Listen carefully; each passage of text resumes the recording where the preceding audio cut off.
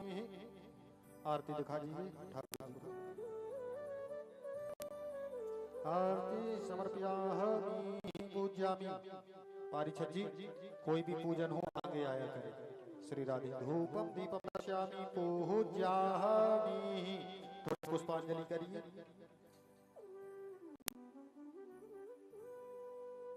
पुष्प लीजिए अपने हाथों में। श्री राधे आप भी लीजिए। हरि ओम महाजगने न जगो मयंति देवस्थानि धरिमाणि धीमान्यः सन्नः तेहि नाकं महिमानः सचंत्रयत्रि पूर्वे साध्य सर्वः नाना सुगंध पुष्प कालो भवानि च पुष्पांजलि मया दत्तो गृह्णामोपनमेश्वरा। सुमन सुमंदनि सुमनुलहे सो गंधुलहि अपारो पुष्पांजलि अर्पण करो मेरी नाथ करो स्वीकार। मंत्र पुष्पांजलि समर्पयामि पूज्यामि। जय बोलो श्रीमद् भागवत महापुराण की। बांके बिहारी लाल की। श्री हनुमान जी महाराज की। रामलला सरकार की। शंकर भगवान की जय हो। ग्राम के समस्त देवी देवताओं की जय हो। श्री व्यास जी महाराज की जय हो। श्री राधे सभी भक्तों यथा स्थान बैठ जाएं और परम पूज्य व्यास जी महाराज से कथा श्रवण करें। श्री राधे श्री श्याम।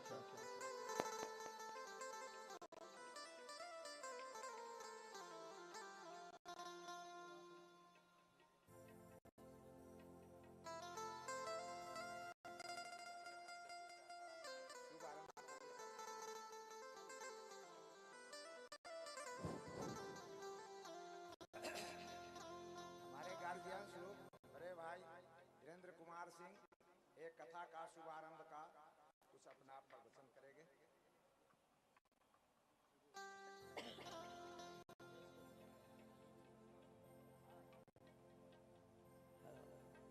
आज बड़ा ही शुभ अवसर इस मौके पर अनिल साथी एवं मिथिलेश साथी हमको खबर किए कि भाई आप आइए। तो हम आप सबों से भागवत कथा होने जा रहा है, इसका महत्व क्या है लोग समझता नहीं, लेकिन सबसे बड़ा है अभी हम लोग के जीवन में तो भागवत कथा ही एक ऐसा कथा है जिससे बहुत सारे आदमी को प्रेरणा मिले। और किस तरह का प्रेरणा मिले वो आज आयोजक हमारे मिथिलेश साथी चमराड़ा हाउस ऐसे ही चमराड़ा के निवासी हैं और ये चमराड़ा हाउस यहाँ पर ही करवाने जा रहे हैं। इसके लिए प्रथम तो धन्यवाद हम लोगों को मिथिलेश साथी को देना चाहिए। दूसरा इनके बड़े भाई अनिल साथी अभी हमको फ़ोन किए कि भाई कहाँ हैं। हम कहे कि हम ब्लॉक में हैं और अनुमंडल में है, तो आप वहाँ जाइए, जल्दी जाइए। ठीक है। अभी क्या इनका भागवत का जो महत्व है सबसे बड़ा चीज़ है, हम लोग अगर आए हैं तो इसको बड़ा अच्छा से सुनने का मौका हम लोग को मिलना चाहिए और सुनना चाहिए। हर पहलू पर ध्यान देना चाहिए कि कथावाचक हमारे पूर्णिमा जी जो कथा कर रही हैं इसका अनुकरण हम लोगों को हमेशा करना चाहिए। इन्हीं शब्दों के साथ सबों को आप जो पधारे हुए हैं और आज प्रथम दिन है, हम जानते हैं कि प्रथम दिन कहीं भी होगा उसमें संख्या बहुत कम होता है, इसलिए हमारे पूर्णिमा जी को ये नहीं सोचना चाहिए कि महानार में कथा हो रहा है और यहाँ आदमी अभी नहीं है। आज प्रथम दिन है, इसके ऊपर आप ध्यान नहीं दीजिएगा। और हम बराबर करते हैं कि पूर्णिमा जी का हमारे इलाका में बराबर होता रहे, यही हमारा मतलब कामना है। इन्हीं शब्दों के साथ वाणी को ध्यान जय। श्री राधे कहते हैं कि प्रथम भगत संतन कर शंगा दूसरी रति ममो कथा प्रसंगा। सप्रथम होता है कि बड़े भाग्य हैं आप लोगों के, परम पूज्य श्री व्यास जी महाराज जी का आगमन हुआ है और जो प्राकृतिक आपके पुण्य और प्रताप जो आपने धर्म दान पुण्य किया है, इसी से संत दरस होते हैं, संत दरस हर किसी को नहीं होते हैं, बड़े भाग्य होते हैं। कहते हैं बड़े भाग्य मानस तनु पावा, सुर दुर्लभ शब ग्रंथन गावा।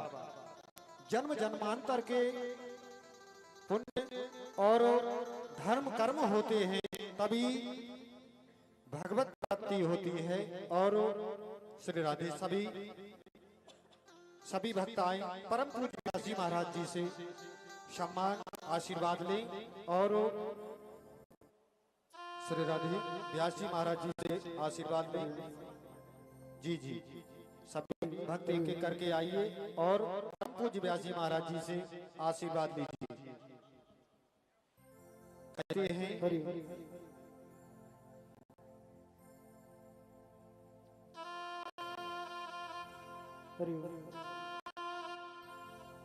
श्री राम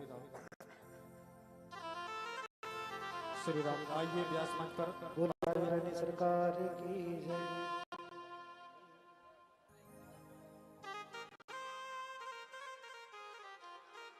श्री राधे यहाँ से राधे किशोर, अभी नहीं बोलिए।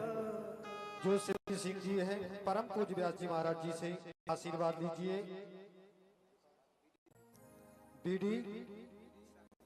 बीडी साहिनी जी आइए, परम पूज्य व्यास जी महाराज जी से आशीर्वाद लीजिए।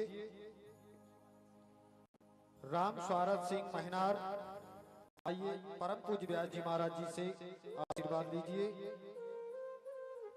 राम नरेश सिंह महिनार, परम पूज्य व्यास जी महाराज जी से आशीर्वाद लीजिए।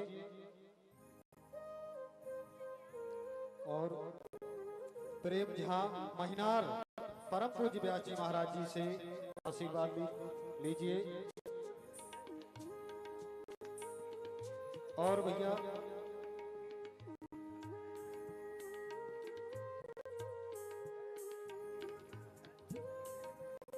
श्री राधे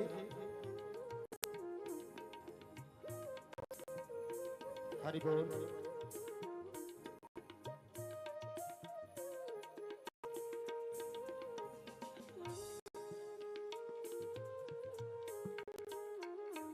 श्री राम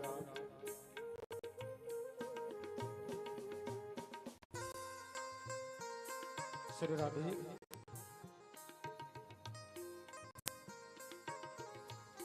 हरि ओम।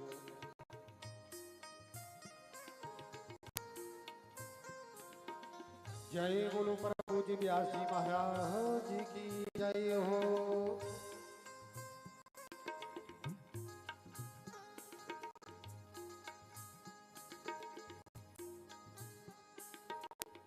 श्री राधे परम पूज्य व्यास जी महाराज जी से आशीर्वाद दें। आज श्रीमद् भागवत कथा का प्रथम दिवस है और श्री राधे श्रीमद् भागवत कथा का प्रथम दिवस है। गणेश गौरी पूजन और वरुण देवता पूजन इत्यादि।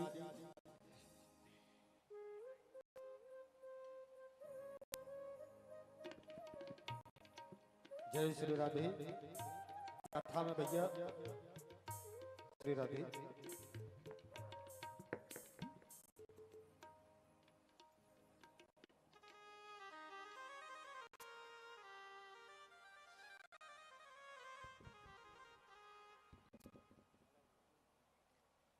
वृंदावन बिहारी लाल की, श्री सतगुरुदेव भगवान की, व्यास जी महाराज की, श्री सुखदेव जी महाराज की, दुर्गा मैया की, गौ माता की, जय हो सनातन धर्म की जय हो। जय जय श्री राधे श्याम।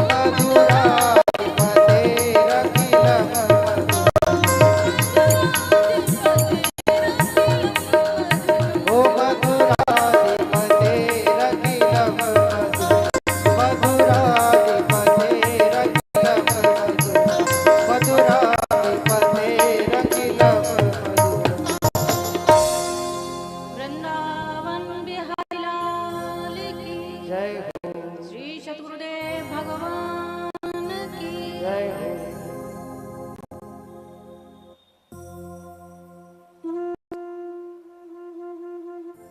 इस पावन अवसर पर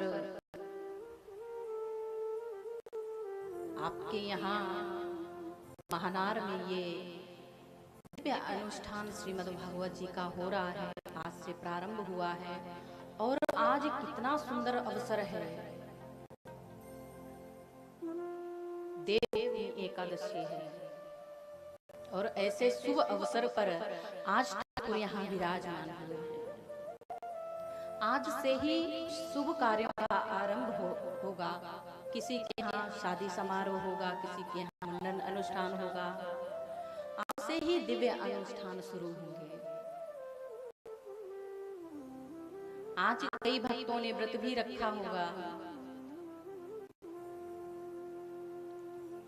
तो ऐसे शुभ अवसर पर हमारे इस दिव्य अनुष्ठान के जो आयोजक हैं मिथिलेश कुमार साथी जी, इनको हम अपनी ओर से बहुत बहुत धन्यवाद देते हैं कि ऐसे शुभ अवसर पर आपने ये दिव्य अनुष्ठान रखा।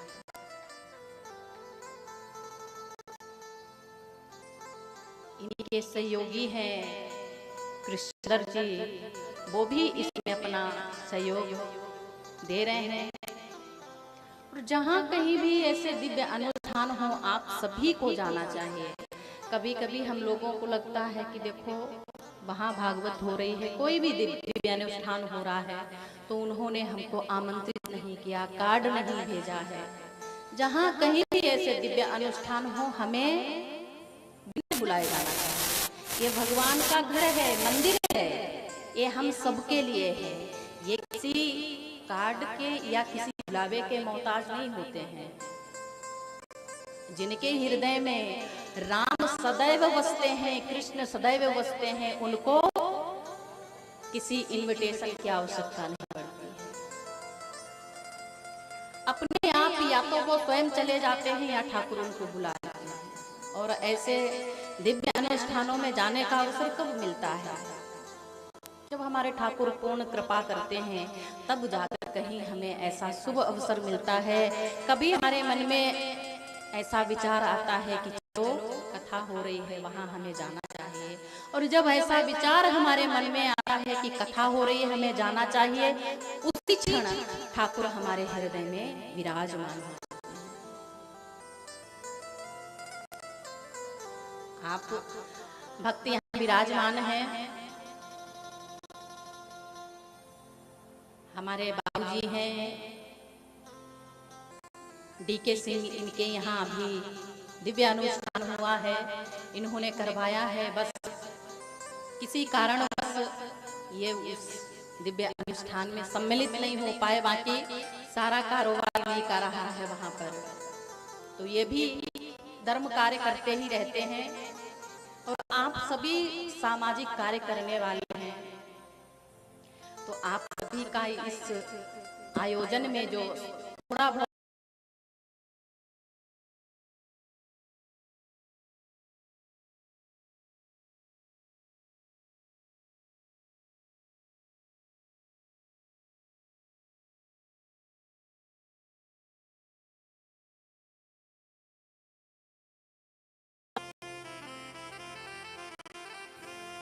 हम जब कथा में जाते हैं या किसी सत्संग में जाते हैं, तो वहां क्या बताते हैं जब भजन हो तो भजन को अपने मुख से गाओ और हाथों से ताली बजाकर गाना चाहिए। भगवान ने पूर्ण कृपा की है, तब जाकर हमें ये मानव शरीर दिया है। और इस शरीर का लाभ कैसे लेना है?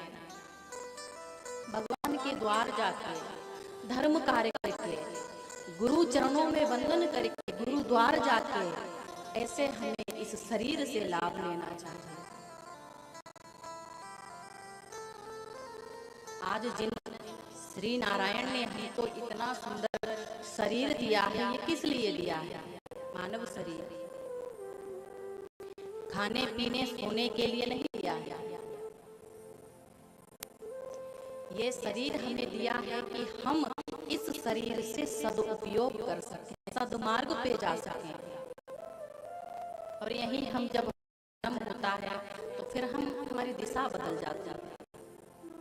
और जिस व्यक्ति की दिशा ठीक होती है उसकी दशा भी ठीक होती है, और जिस व्यक्ति की दिशा गलत है उसकी दशा भी गलत है। अनंत कृपा की है ठाकुर ने हमको मानव जीवन दिया है। तो यहाँ पर देवर्षि नारद भगवान के बैठ गए और भगवान से पूछा है, भगवान हे श्री हरि नारायण, कृपा करके हमारे मन का संदेह दूर करिए। आपके मन का संदेह कैसा है? भगवान, मैंने सुना है कि आप मंदिर में वास करते हैं, तो कोई कहता है कि आप तीर्थ स्थानों में वास करते हैं, कोई कहता है कि आप वैकुंठ में वास करते हैं। श्री हरि नारायण ने कहा, ना हम बसामि वैकुंठे योगिनां हृदयेन च मद्भक्तानां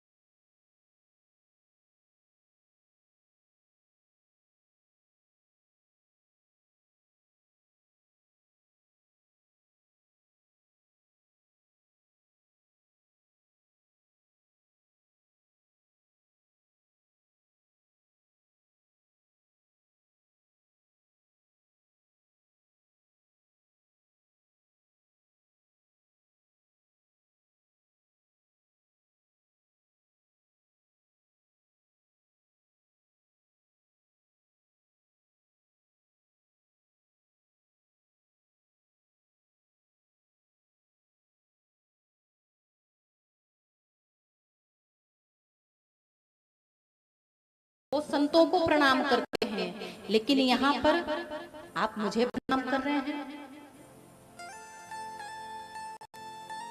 सूत जी,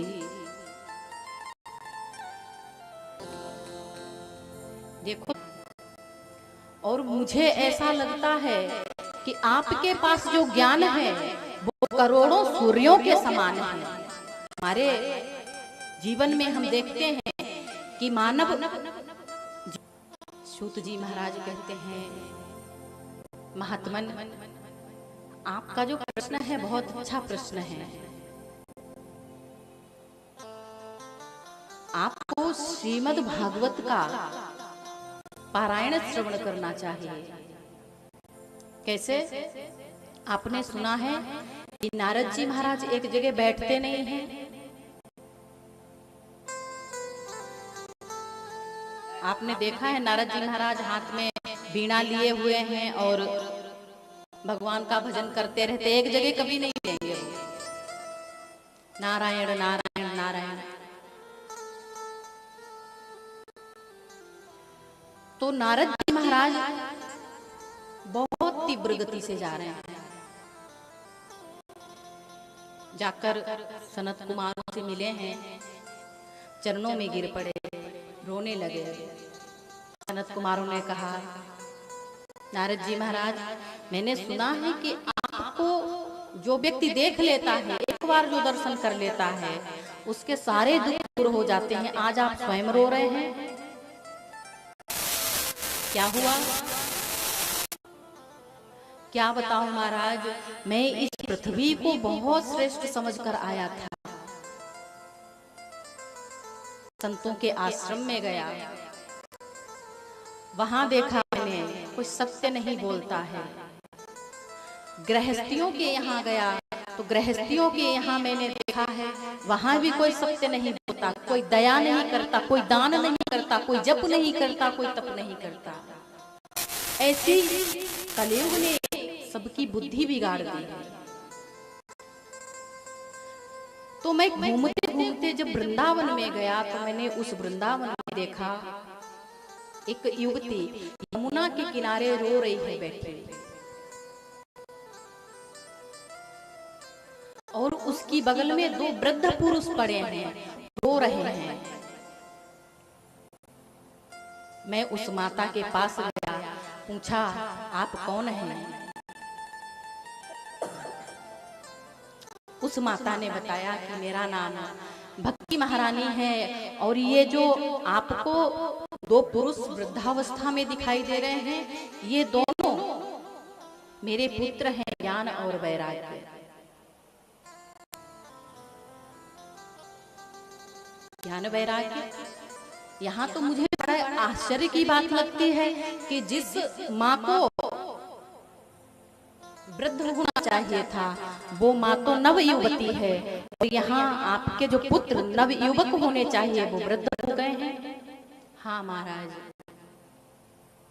मैं द्रविड़ देश में उत्पन्न हुई, महाराष्ट्र आदि देशों में पली बड़ी, कर्नाटक आदि देशों में गई, और जगह जगह जाने से कहीं कहीं मुझे अपमान मिला, कहीं सम्मान मिला। और जब मैं इस वृंदावन में आई तो इस वृंदावन में ऐसा हुआ कि मैं तो नव युवती हो गई, लेकिन हमारे पुत्र ज्ञान और वैराग्य वृद्ध हो गए, मूर्छित हो गए। क्या करूं महाराज? मैंने सुना है कि आपके दर्शन मात्र से ही जीव का कल्याण होता है, तो आप हमारे इस दुख की निवृत्ति करो।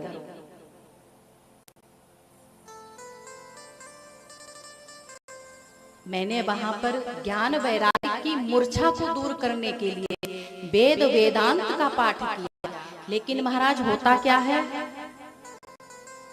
जब तक मैं वेदों का पाठ करता हूँ तब तक तो वो ठीक रहते हैं, और जैसे ही बंद करता हूँ पुनः मूर्छा में चले जाते हैं। इसलिए महाराज मैं आपके पास आया हूँ कि भक्ति माता के दुख की निवृत्ति कैसे हो।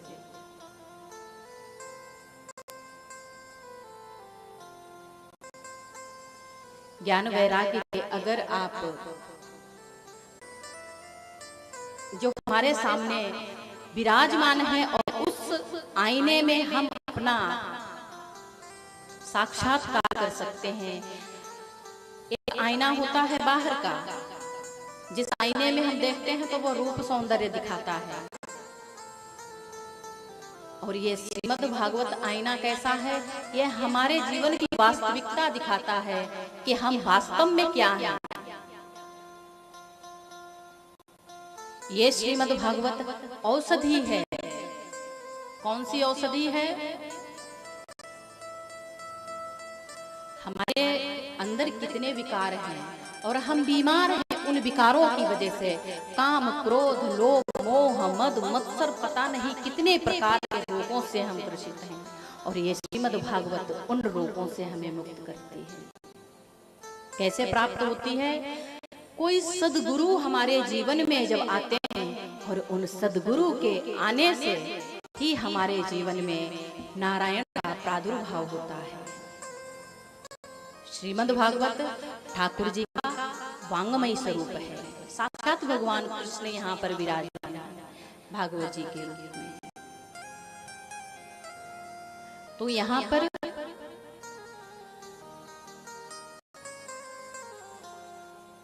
सनत कुमार बताते हैं कि देखो, जिस समय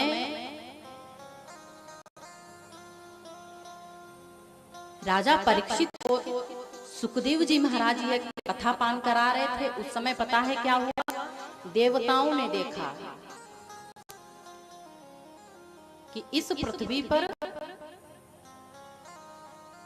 जो महाराज परीक्षित हैं, सुखदेव जी, इनको इस कथा का पान करा रहे हैं, तो वो वहां से अमृत कलश को लेकर आए हैं, और अमृत कलश को लाकर सामने रखा है, और हाथ जोड़कर याचना की है सुखदेव जी महाराज से कि महाराज एक कार्य कीजिए, ये श्रीमद् भागवत आप मुझे दान कर दीजिए और महाराज परीक्षित को अमृत पान करा दीजिए। यहाँ पर श्री सुखदेव जी महाराज हंस पड़े हैं। क्वा काचा क्वा मणि महान, आप कांच और मणि की तुलना बराबर करना चाहते हैं, ऐसा नहीं हो सकता है। अभक्त समझकर उनको मना कर दिया, जाइए, हम आपको ऐसी अदला बदली नहीं कर सकते हैं। वहां से देवता लोग गए हैं ब्रह्मा जी के पास में, और ब्रह्मा जी के पास जैसे ही गए हैं, पूछा है ब्रह्मा जी ने, क्या हुआ, कहाँ गए थे, कहाँ से आ रहे?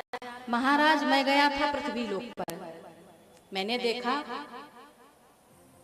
महाराज परीक्षित को जो 7 दिन का श्राप लगा है ना, तो उसके मोक्ष के लिए श्री सुखदेव जी महाराज उनको कथा पान करा रहे हैं,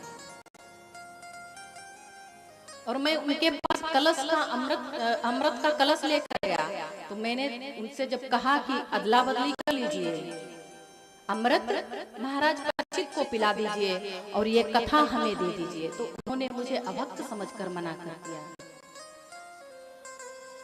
इधर ब्रह्मा जी ने तराजू लगाई, और तराजू लगाकर एक पल्ले में समस्त ग्रंथों को रखा है, दूसरे पल्ले में श्रीमद् भागवत को रखा है, और जैसे ही भागवत जी को रखा है, तो भागवत का पल्ला भारी हो गया है। जिस चीज में वजन होता है उसी का पल्ला भारी होगा। ब्रह्मा जी ने कहा, देवताओं, जिस कथा को तुम पोथी समझकर अदला बदली करने गए थे ना, ये कथा कोई साधारण कथा नहीं है। ये श्रीमद् भागवत हमारे ठाकुर श्री बांके बिहारी का भांगमयी स्वरूप है, और ये तुम्हें इसीलिए मना कर दिया गया है। नारद जी महाराज, अगर आप चाहते हो कि भक्ति माता के दुख की निवृत्ति हो, तो श्रीमद् भागवत कराओ। आनंद नाम का हरिद्वार में सुंदर है, गंगा का किनारा है, वहीं पर व्यास मंच लगाया गया। चारों भाई सनत कुमार आसीन हुए हैं। नारद जी महाराज सामने बैठे हैं, भक्ति माता को आसन दिया गया है। आइए, विराजमान हो जाइए।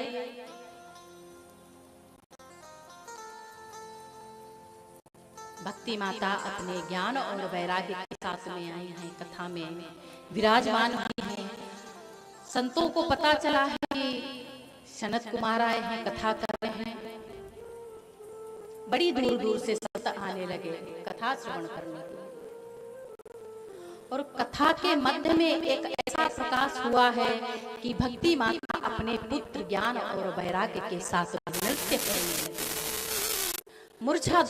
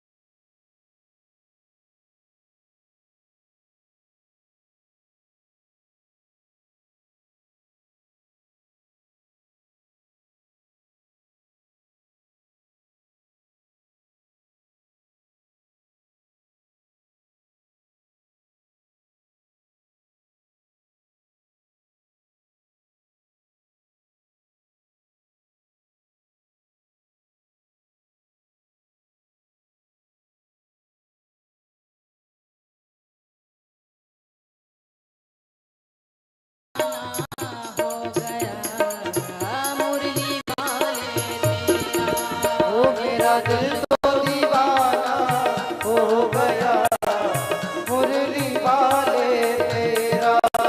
हो मुरली वाले मेरा, मुरली वाले तेरा, मेरा दिल तो दीवाना हो गया मुरली वाले तेरा। ओ मेरा दिल तो दीवाना हो गया मुरली वाले तेरा।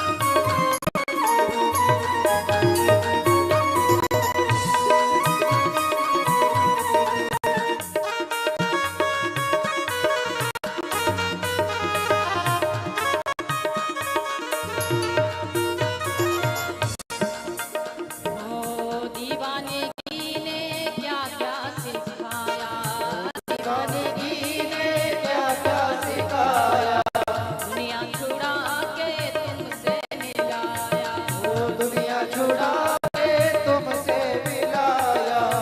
और तो दिल भी दीवाना हो गया मुरली वाले तेरा। मेरा दिल तो दीवाना हो गया मुरली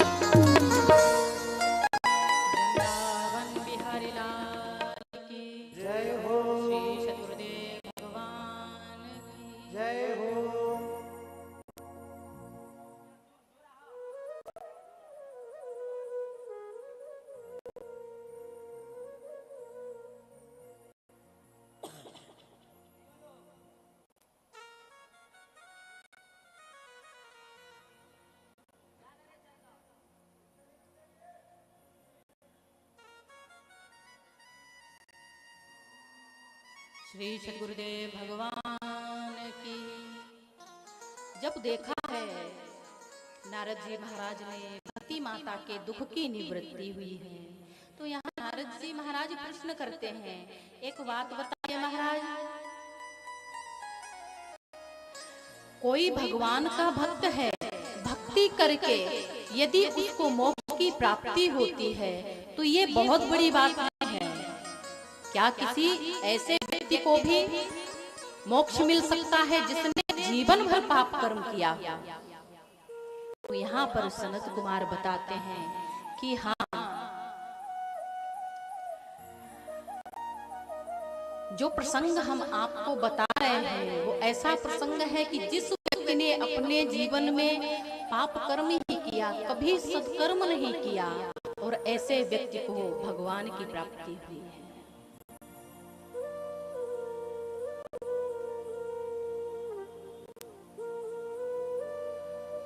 उत्तम नगर है, जिस नगर में महाराज रहते हैं आत्मदेव। विवाह का काफी समय हो गया है लेकिन अभी तक संतान नहीं हुई है। पत्नी कैसी है? पति के सामने तो बहुत ज्यादा अच्छे से पेश आती हैं, जैसे सती सावित्री यही है, लेकिन जब पति अनुष्ठान करने के लिए बाहर चले जाते हैं तो गांव में जब तक एक आध जगह झगड़ा नहीं कर लेती है तब तक उनको शांति नहीं मिलती है। तो धुंधली देवी उनकी भार्या है, अभी तक कोई संतान नहीं हुई है। घर में तुलसी का एक बिरवा है जो रोज जल देते हैं, सूख गया है। गाय है, उसको भी 6 वर्ष हो गए हैं और कोई भी बछड़ा या बछिया नहीं हुआ है। फलदार एक वृक्ष है, उस पर भी कोई वृक्ष पर भी कोई फल नहीं आया है। गांव वालों ने परेशान करना शुरू कर दिया। पता है आत्मदेव, तुम्हारे घर पता है तुमको पुत्र नहीं हुआ है, इसीलिए ये आप देख रहे हैं ना कि आपके घर में जो गाय है बांझ हो गई है, इसको अभी तक कोई बछड़ा बछिया नहीं हुआ है।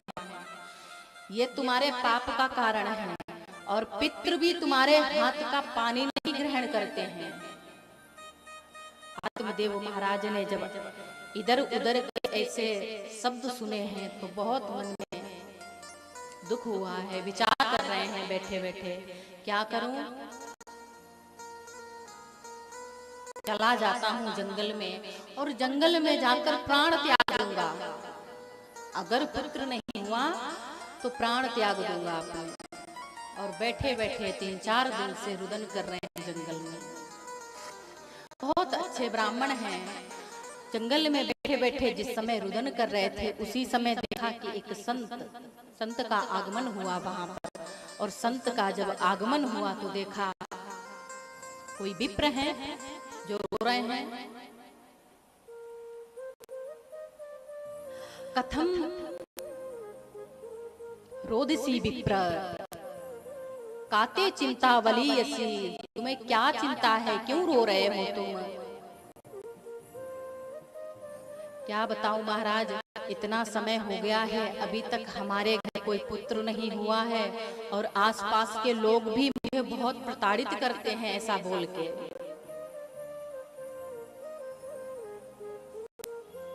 अब जो संत हैं वो बहुत विद्वान संत हैं, उन्होंने कहा देखो तुम्हारे घर यदि पुत्र नहीं हुआ है तो भगवान की कृपा समझो, और अगर पुत्र हो जाता तो भगवान की परम कृपा सोचो। लेकिन अगर पुत्र नहीं है, भगवान को कन्हैया को अपना पुत्र बना लो और उनको ही पुत्र मानकर उनकी सेवा करो।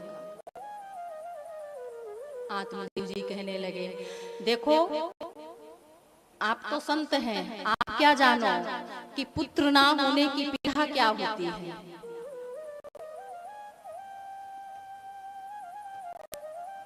मैं तो सामाजिक व्यक्ति हूँ, समाज में कैसे कैसे शब्द बोलता है और मुझे बड़ा दुख होता है। आत्मदेव महाराज बहुत व्याकुल हैं। संत महाराज ने कहा तुम्हारी व्याकुलता का कारण हम समझ सकते हैं, लेकिन आत्मदेव तुम्हारे मस्तिष्क की रेखाओं को मैंने पढ़ा है। क्या लिखा है इनमें? सप्त जन्मावधि तब पुत्रो नैवच नैवचा, 7 जन्मों तक तुम्हारे घर पुत्र नहीं होगा। अब तो आत्मदेव महाराज और व्याकुल हो गए, चरणों में गिर पड़े हैं, चरण पकड़ लिए हैं। महाराज अगर पुत्र नहीं हुआ तो समझ लीजिए कि आपके ही चरणों में प्राण देंगे फिर हम। अब संत का हृदय तो इतना कोमल होता है, संत हृदय नवनीत समाना, मक्खन के समाना हृदय होता है संतों का।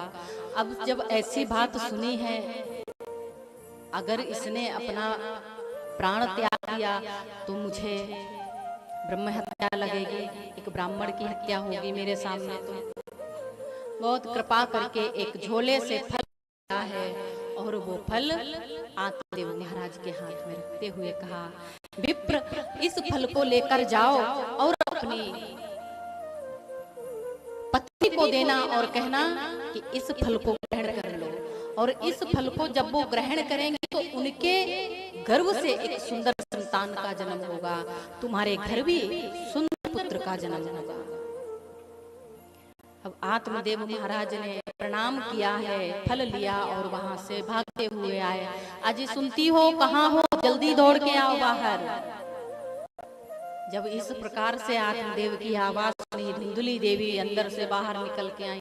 क्या बात है, क्यों इतना चिल्ला रहे हो? सुनती हो, ये प्रसाद है, संत ने दिया है और इस प्रसाद को ग्रहण करो, हमारे घर की सुंदर पुत्र का जन्म होगा।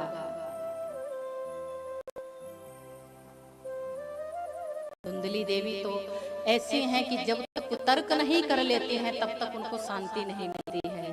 तो इधर उन्होंने क्या मन में विचार किया, कहीं ऐसा भी होता है कि फल खाने से संतान होती है। ठीक है, मैं फल खा लूंगी, लेकिन अभी नहीं, अभी तो भगवान का भजन करना है, उनको भोग लगाना है, उसके बाद ही मैं ग्रहण करूंगी। आत्मदेव महाराज को क्या पता था कि यह महारानी खाएंगी नहीं। आत्मदेव महाराज प्रसन्न हुए, ठीक है देवी खा लेना, मैं तो चलता हूँ कार्य पे अपने। आत्मदेव महाराज निकल गए।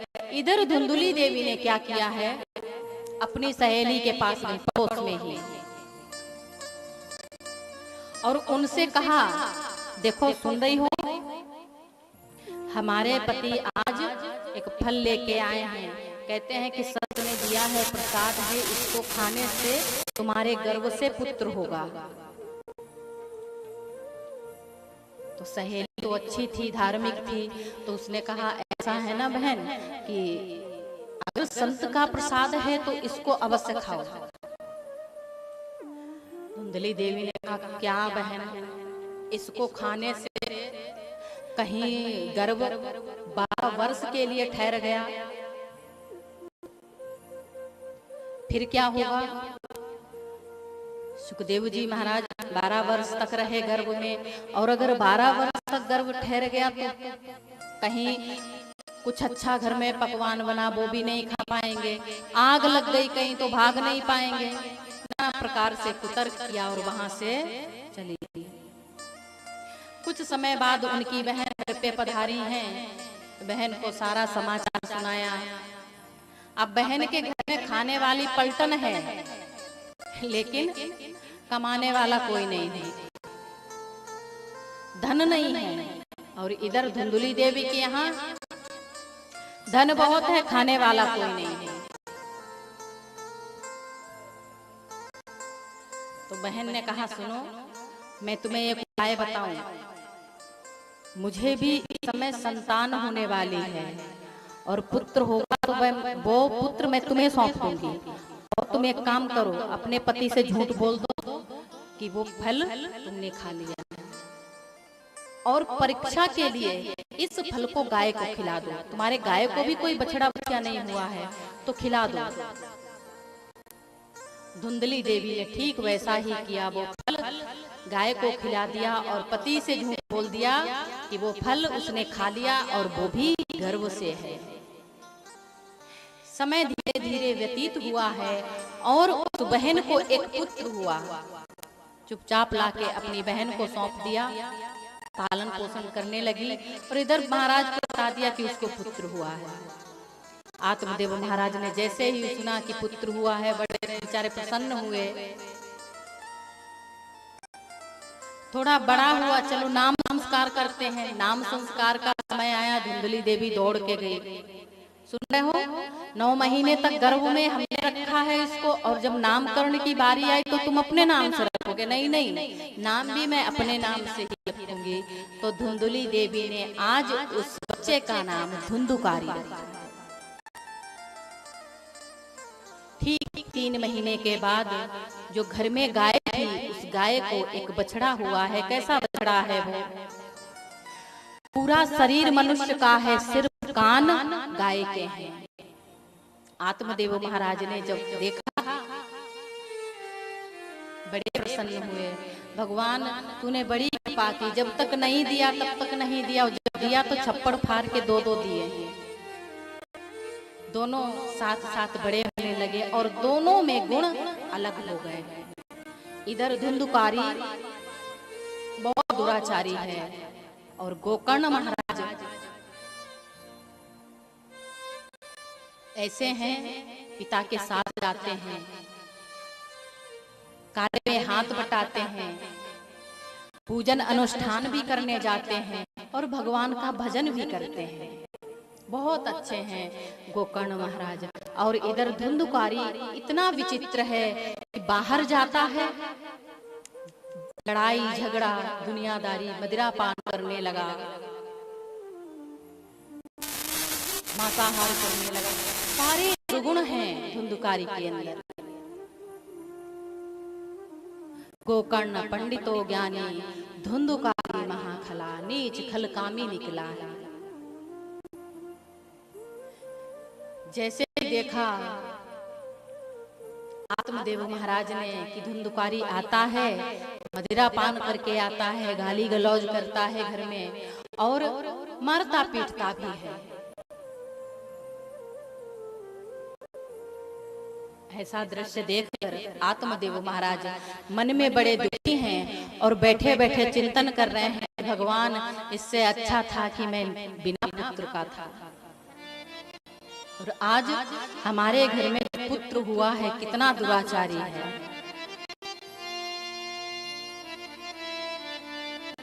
घर में जितना धन है सारा ले जाके मदिरा पान कर लिया, वेश्यागामी करता है, जुआ शराब सारे उसमें दुर्गुण है। आत्मदेव महाराज को गोकर्ण महाराज ने देखा, पिताजी आप इतने दुखी क्यों हैं, क्या हुआ? क्या बताऊं पुत्र, धुंधुकारी ने जीना हराम कर रखा है, मदिरा पान करके आता, हमारे मंदिर जैसे घर को अपवित्र कर रखा है इसने। मैं बहुत दुखी हूं इससे। पिताजी अब समय हो गया है, आप एक काम करो, इस संसार की मोह माया से अपने आप को छुड़ाओ और भगवान का भजन करने चले जाओ। धुंधुकारी दुष्ट व्यक्ति है, उसको समझाना बहुत मुश्किल है। इधर जब गोकर्ण महाराज ने समझाया है, आत्मदेव महाराज जंगल में गए हैं, भगवान का चिंतन करते करते भगवान को प्राप्त किया। इधर धुंधली देवी घर में है, गोकर्ण महाराज भी चले गए हैं तपस्या करने के लिए बाहर। धुंधली देवी अकेली बची है घर में। अब जैसे ही धुंधुकारी ने देखा है कि माँ घर में अकेली है, अब कोई नहीं है, रोकने टोकने वाला बहुत अच्छा हुआ। हमारा भाई जो था ना गोकर्ण, वो भी बहुत बड़ा विद्वान था, हमको रोज रोज ऐसी ऐसी बातें सिखाता था कि पूछो नहीं, ऐसा ज्ञान देता था रोज। अब बहुत अच्छा हुआ कि चला गया। और पिताजी भी बहुत ज्यादा रोक टोक करते थे, बेटा ये मत कर, वो मत कर, दुनियादारी। अब वो भी चले गए, अब मैं स्वतंत्र हूँ। अब इधर धुंधुकारी ने क्या सोचा मन में, स्वतंत्र तो है ही, 5 वेश्याओं को लाके घर में रख लिया। 5 वेश्याओं को घर में लाके रखा है धुंधुकारी ने। लूट पाट चोरी डकैती सारे कार्य करता है। इधर 5 वेश्याएं रहती हैं घर में, मदिरा पान करके आता है। वेश्याओं ने एक बार सोचा मन में, क्यों ना ऐसा करें कि देखो इससे हम लोगों ने धन तो बहुत इकट्ठा कर लिया है, और कहीं ऐसा ना हो कि नगर के जो राजा हैं उनको पता चल जाए और हम पकड़ जाएं, तो इसके साथ साथ हमें भी दंड मिलेगा और धन भी जाएगा हमारा। तो उन 5 वेश्याओं ने विचार किया कि इसका ही अंत कर दिया जाए। आज धुंधुकारी घर में आया है मदिरा पान करके, और इधर वेश्याओं ने उसको और मदिरा पान कराया है। खाट में बांध के उसको गले में रस्सी डाल के उसको मारा है, मुंह में जलते हुए अंगारे रखे हैं, और धुंधुकारी का यहाँ पर प्राणांत हुआ है।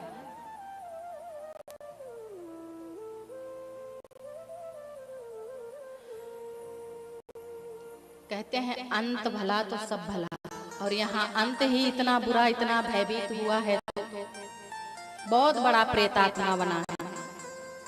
इतना बड़ा प्रेत आत्मा बना है वो धुंधुकारी। वेश्याओं ने वहीं आंगन में गड्ढा किया और उसको उसी में दबा के सारा धन लेकर चली गई है। गोकर्ण महाराज को सूचना मिली है कि धुंधुकारी मारा गया है। गया में जाकर श्राद्ध किया है। गया में जाके श्राद्ध करने के बाद भी उस प्रेतात्मा धुंधुकारी को मोक्ष की प्राप्ति नहीं हुई।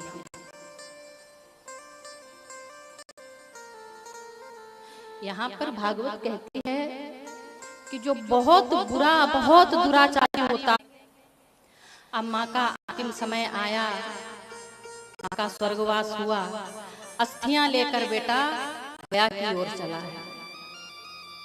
और गया जाते समय मार्ग में लघुशंका आई है। बेटा सोचता है मन में कि ये जो कलश है इसको कहाँ रखें, तो पीतल के लोटे में अस्थियां थी, ऊपर से एक लाल कपड़ा बांध रखा। तो चलते चलते जब लघुशंका लगी, मन में विचार आया, तो इधर उधर देखा एक चोर खड़ा था। अब चोर को देखा, भैया एक काम करो, ये हमारा थोड़ा कलश लेकर खड़े हो जाओ आप, अभी हम आते हैं 1 मिनट में। अब उस चोर ने मन में सोचा इसमें जरूर कुछ होगा, सोना चांदी। अब वो उस कलश को उसने जैसे ही हाथ में लिया, बेटा गया है इधर लघुशंका के लिए। चोर ने जैसे ही देखा कोई नहीं, 1 2 3, वहां से गायब हुआ। तो कहाँ पहुंचा जाके? जहां पर मरे हुए जो जानवर होते हैं उनकी बॉडी डाली जाती है, उस जगह पर काफी हड्डियां पड़ी हैं, झाड़ियां भी हैं। तो जाके वहीं बैठा है और खोल के देखा उसको, तो उसमें राख पाई। अब राख पाई तो राख उसको धत्तेरे की, इसमें राख भर के चला था। अब उसको क्या पता है कि इसमें अस्थियां हैं। चोर लुटेरे जो होते हैं ना, उनकी बुद्धि भी यहाँ से बिगड़ी हुई होती है। बुरे कार्य करते करते उनके समझ में नहीं आता है कि ये क्या है। तो उसने वो राख तो वहीं पलट दी जो अस्थियां थी। अब लोटा लेके वहां से फरार हो गया। तो सोचो कि जीवन भर पाप कर्म किया, अब कहाँ पहुंची हैं? इच्छा क्या थी? क्या इच्छा थी? गया में जाने की, लेकिन कहाँ पहुंची? जैसा कर्म किया है उसी स्थान पर जाके पहुंच गए। तो कभी कभी क्या होता है ना कि जैसा व्यक्ति कर्म करता वैसी ही जगह पहुंचता है। अब गलती से भी अगर गया में पहुंच गया तो मुक्ति नहीं मिलती है। तो ऐसा धुंधुकारी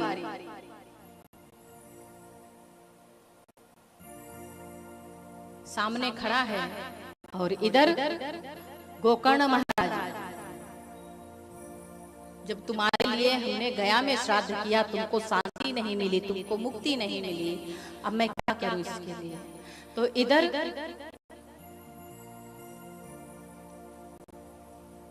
सूर्य भगवान से पता चला कि अगर इसकी मुक्ति चाहते हो तो श्रीमद् भागवत करवाओ। आपको एक बात बताएं, आपको शायद विश्वास नहीं होगा, कोई बात नहीं, पर हम बताना चाहते हैं। हम कहीं भी जाते हैं, जहाँ का जो वातावरण होता है वो मुझे अपने ऑटोमेटिक पकड़ना चाहता है और मुझे आकर स्पष्ट रूप से बताते हैं कि मुझे आपसे मुक्ति चाहिए, आप ही हैं जो मुझे मुक्त कर सकते हैं। ये हमारे अंदर ऐसा कुछ नहीं, हमारे ठाकुर बांके बिहारी जाने क्या है। वृंदावन बिहारी लाल की। तो यहाँ पर जब पता चला है सूर्य भगवान से कि मुक्ति का उपाय श्रीमद् भागवत है, बैठे हैं, आसन लगाया, व्यास बनाया और एक सप्त ग्रंथि का बांस लगा है पास में, बगीचा है, पास में ही एक छोटा सा बांस खड़ा है जिसमें 7 ग्रंथियां हैं। कथा प्रारंभ हुई है और प्रथम दिवस की कथा है वो जैसे ही पूर्ण हुई है, प्रथम ग्रंथि उस बांस की फट गई, क्योंकि वो प्रेत आत्मा जो धुंधुकारी है वो आसन पे नहीं उसी बांस में आके बैठा था। दूसरे दिन की जो कथा पूर्ण हुई और वो दूसरी गांठ फट गई है। इसी प्रकार से 7 ग्रंथियां उस बांस की फटी हैं और धुंधुकारी जो प्रेत आत्मा था वो दिव्य रूप में वहां पर प्रकट हुआ है। सामने बहुत सुंदर स्वरूप है उस धुंधुकारी का, खड़ा है, भगवान को प्रणाम किया है और कहता है अपने भाई गोकर्ण से, तुमने यदि हमारे लिए ये श्रीमद् भागवत का साप्ताहिक पारायण नहीं किया होता तो शायद आज भी मैं प्रेतात्मा बन के भटक रहा होता। यहाँ पर भक्तों ने देखा,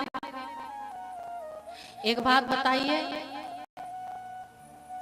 इस धुंधुकारी ने ये कथा सुनी है तो इतने दिव्य रूप में प्रकट हुआ है यहाँ पर, ऐसा परिवर्तन और किसी में नहीं हुआ। तब तक देखा भगवान के यहाँ से विमान आता हुआ, विमान आया। अब तो कहते हैं इसके लिए विमान भी आ गया है। अब विमान क्या आया है, देखो कथा श्रवण करने में भेद होता है। कैसे भेद हो जाता है, जो व्यक्ति चित्त लगा के 7 दिन तक कथा को मन से श्रवण करता है उस व्यक्ति का जीवन वास्तविक कहीं न कहीं से परिवर्तन होता है जीवन में। और कुछ व्यक्ति होते हैं कथा में बैठते हैं तो इधर उधर की बातें करते हैं, एक श्रोता होते हैं, दूसरे सरोता होते हैं, तीसरे सोता होते हैं, तीसरे कथा में आके सो जाते हैं। तो उनसे पूछो कि भैया क्या हुआ, अरे बहुत अच्छा था, कुछ बताया महाराज ने, हाँ बहुत कुछ बताया। अब उनसे पूछो तो बताएंगे नहीं, सो जाते हैं तो बताएंगे क्या। तीसरे नंबर वाले होते हैं वो तो इधर उधर की बात, सरोता जैसे कैंची नहीं चलती रहती है, सुपारी कतरने वाले वो। और तीसरे नंबर के जो श्रोता होते हैं कल्याण वस्तु का होता है। तो यहाँ पर धुंधुकारी ने इस कथा को मन से चित्त लगाकर 7 दिन तक कथा को श्रवण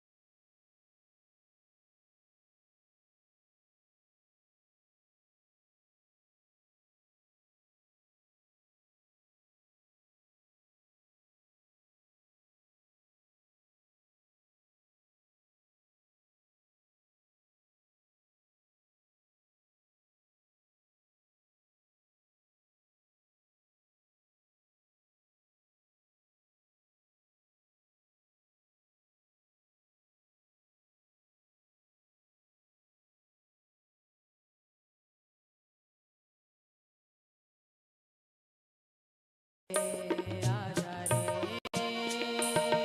कन्हैया आजा रे कन्हैया आजा रे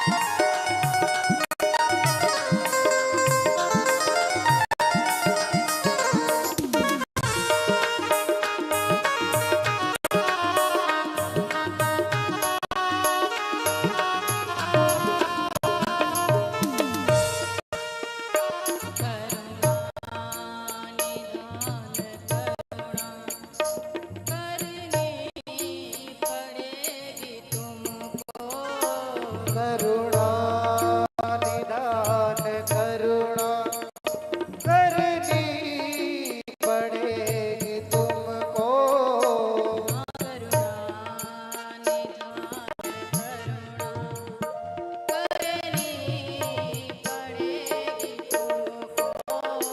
करुणा निदान करुणा करनी पड़ेगी तुमको।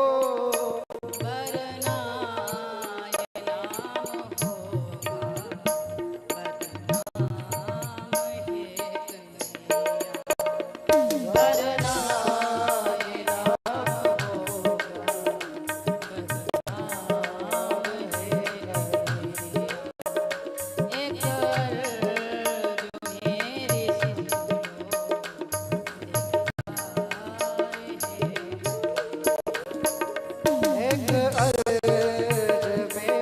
सुन लो, दिलदार है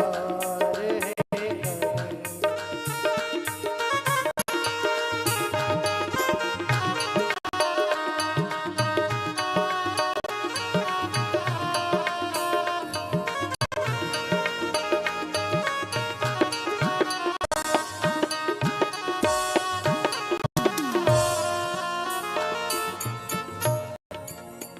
वृंदावन बिहारी लाल की।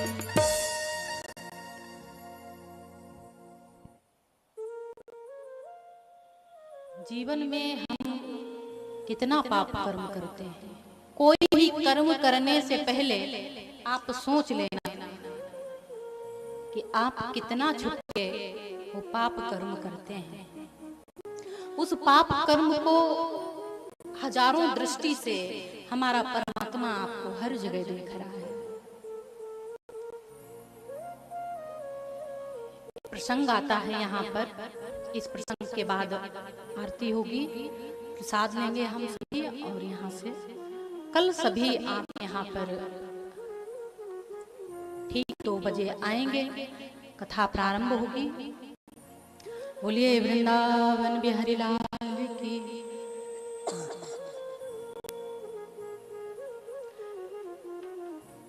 एक संत जिनके पास 2 शिष्य हैं और संत के पास बहुत ज्यादा संपत्ति है, तो उन्होंने मन में विचार किया कि समय नजदीक है तो किसी न किसी को उत्तरदायी तो बनाना है। तो यहाँ पर दोनों शिष्यों का आपस में झगड़ा होने लगा। महाराज, हमको यहाँ का उत्तरदायित्व दे दीजिए। महाराज ने सोचा कि देखो, जो श्रेष्ठ होगा उसी को यहाँ का उत्तरदायित्व मिलेगा। तो जब झगड़ा देखा है महाराज ने, तो 2 कबूतर लाकर दोनों शिष्यों को दिए और दोनों से कहा है अलग अलग दिशाओं में जाओ। अलग अलग दिशाओं में जाकर इन कबूतरों को मार के लाना है। और कैसे मार के लाना है? इनको कोई दूसरा व्यक्ति मारते हुए ना देखे। जब आप इनको मारें तो कोई दूसरा व्यक्ति ना देखे। तो दोनों शिष्य विपरीत दिशा में चले गए, कोई इधर गया कोई इधर गया। एक गया है पीछे आश्रम के, जाके उसकी मुंडी मरोड़ के ले आया। महाराज, मैंने तो मार दिया है और किसी ने नहीं देखा। महाराज ने कहा ठीक है, दूसरे को भी आने दो। दूसरा लेकर गया है, चारों दिशाओं में घूमा है, कहीं से भी उसने उस कबूतर को मारा नहीं और जीवित लेकर वापस आया। महाराज ने पूछा, मार के लाए हो? महाराज क्षमा करना, हमें हम इस कबूतर को मार नहीं पाए। क्यों? क्योंकि जब हमने सोचा इसको मारने के लिए कोशिश की, तो यहाँ पर हम देख रहे थे कि 2 दृष्टि हमारी ही इसको देख रही हैं और 2 दृष्टि उस कबूतर की मुझे देख रही हैं। इसलिए महाराज यहाँ पर 2 दृष्टि देख रही थी। आपने कहा कि कोई ना देखता हो उसको, वहां मारना है। इसीलिए हम इसको जीवित लेके आए हैं। महाराज ने कहा तुम ही यहाँ के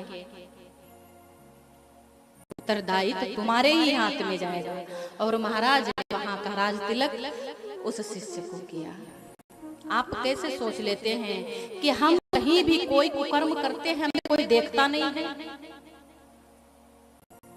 अरे देखने वाला हजार आंखों से तुम्हें देख रहा है निरंतर, और तुमको लगता है कि इस कमरे में हैं हम या किसी वीरान जंगल में है, तुम्हें कोई देखता नहीं है।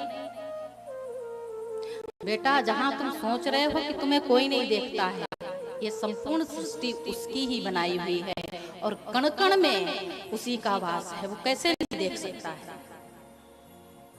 इसलिए पाप कर्म करने से पहले सोचना कि इसका परिणाम क्या होगा। बोलिए वृंदावन बिहारी लाल की।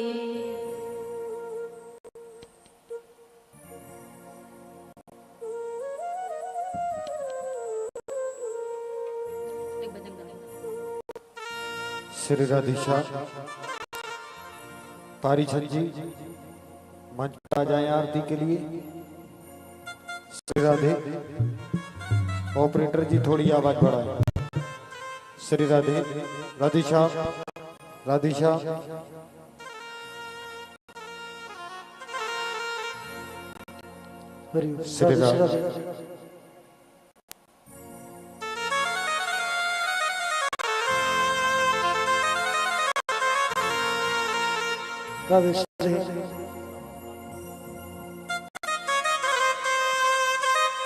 श्री राधे हरि बोल।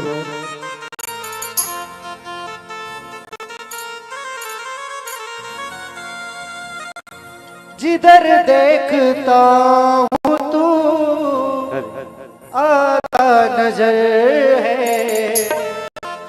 तेरी भक्ति का मुझ पे हुआ ये असर है, तेरी भक्ति का मुझ पे हुआ ये असर है। जय हो हरि बोल।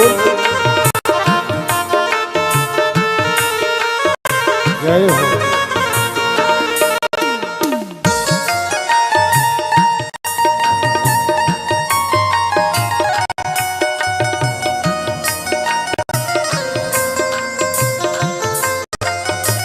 जय श्री राम।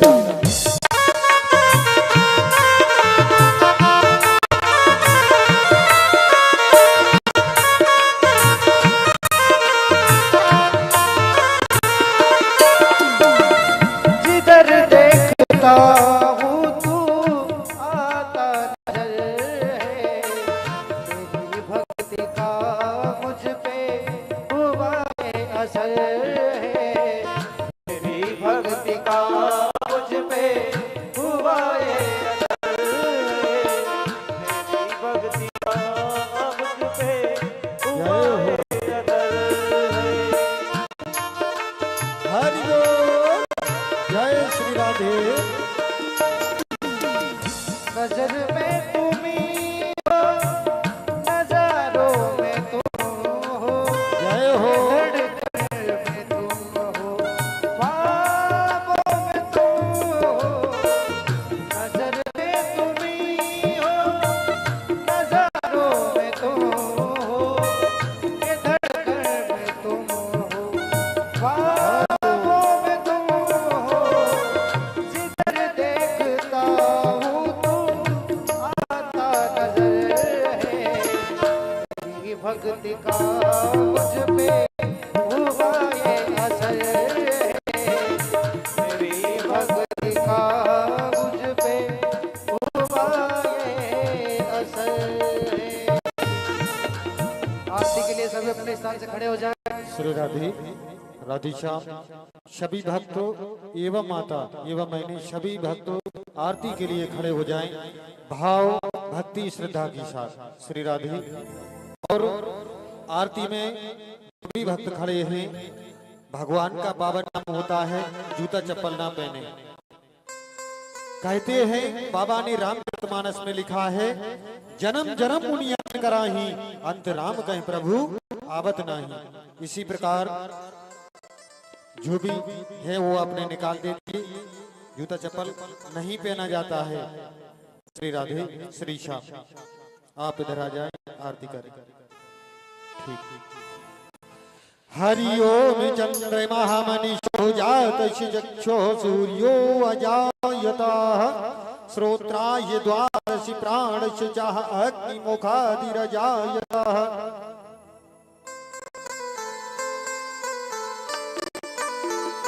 जय हो।